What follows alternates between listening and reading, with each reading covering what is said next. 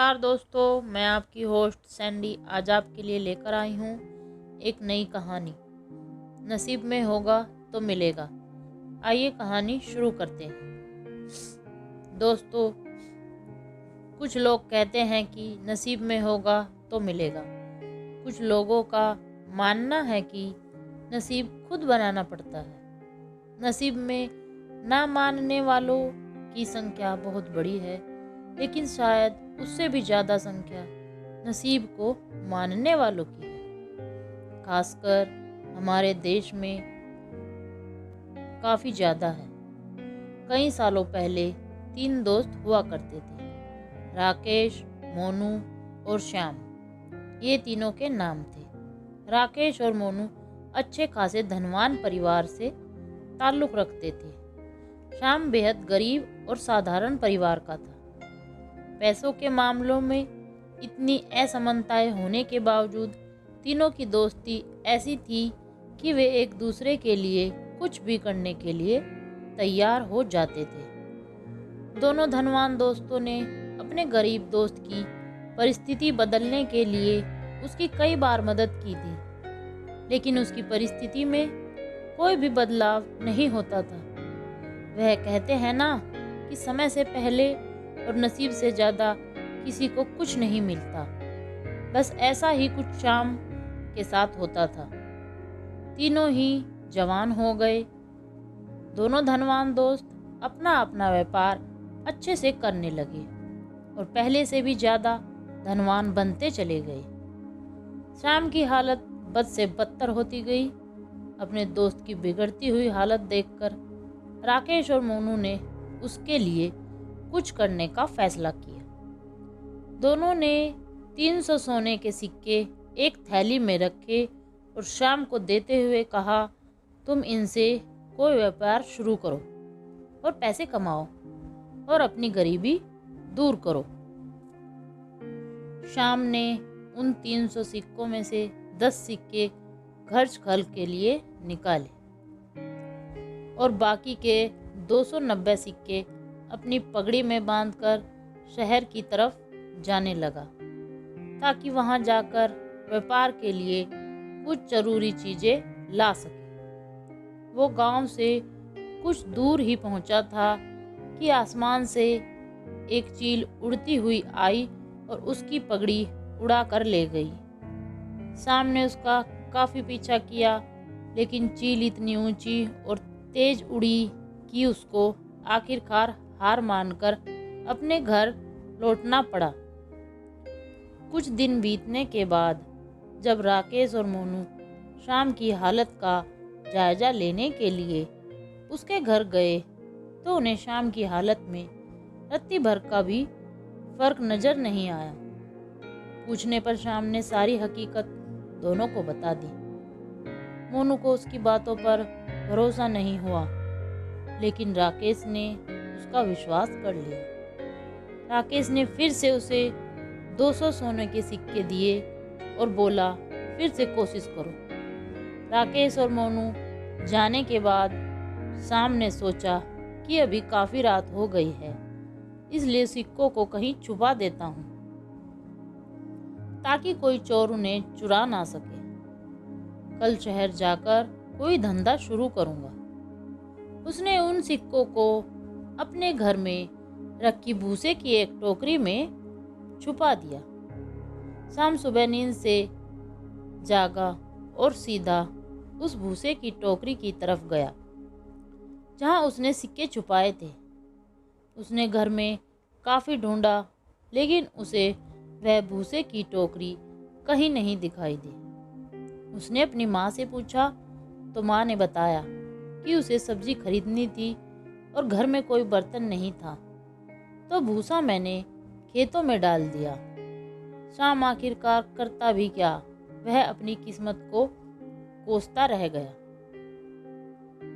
फिर से कुछ दिनों बाद राकेश और मोनू श्याम को मिलने के लिए आए। तब भी उन्हें उसकी परिस्थिति बदली हुई नजर नहीं आई, बल्कि इस बार तो उसके हालात और ज़्यादा खराब हो गए थे।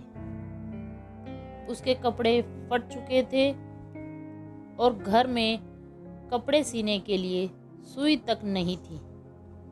राकेश और मोनू के पूछने से पहले ही श्याम ने अपने साथ घटित हुई घटना के बारे में सब कुछ सच सच दोनों को बता दिया। वह बोला कि तुम लोग मेरी मदद करना छोड़ दो।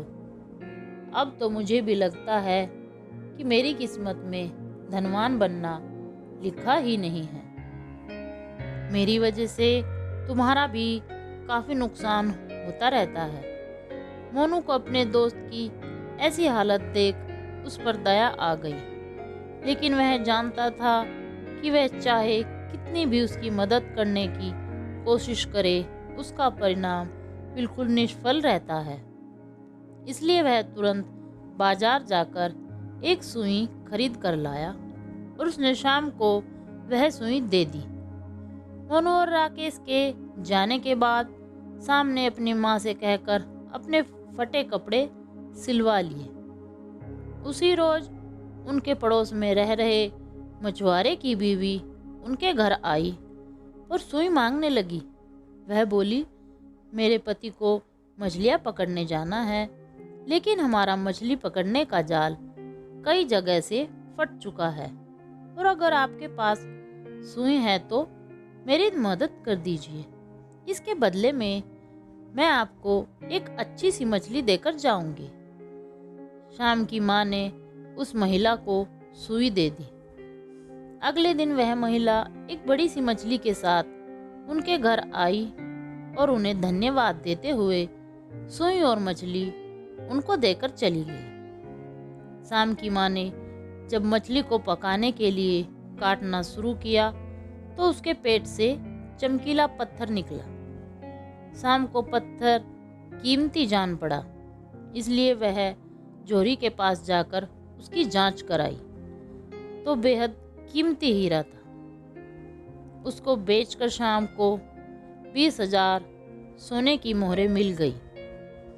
इतने सारे पैसे उसकी गरीबी दूर करने के लिए काफ़ी थे। उन पैसों से उसने अपने लिए एक अच्छा घर खरीदा और काफ़ी सारी खेती करने लायक ज़मीन और एक बगीचा भी, साथ में कई सारे गाय भैंस खरीदी ताकि दूध का व्यापार शुरू कर सके। हमेशा की तरह कुछ दिनों बाद जब उसके दोनों दोस्त मोनू और राकेश उससे मिलने आए तो उसकी बदली हुई परिस्थिति को देखकर दोनों दंग रह गए। इस बार राकेश को श्याम की बातों पर भरोसा नहीं हो रहा था। उसे लग रहा था कि जरूर उसके दिए पैसों से श्याम ने तरक्की की है, लेकिन वह बताना नहीं चाहता।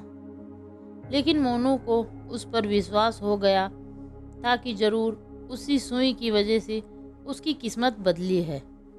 श्याम अपने दोनों दोस्तों को अपने खेतों में घुमाने ले गया और बाद में अपने बगीचे में। वहाँ पर कुछ बच्चे पहले से एक पेड़ पर चढ़कर फल तोड़ने की कोशिश कर रहे थे।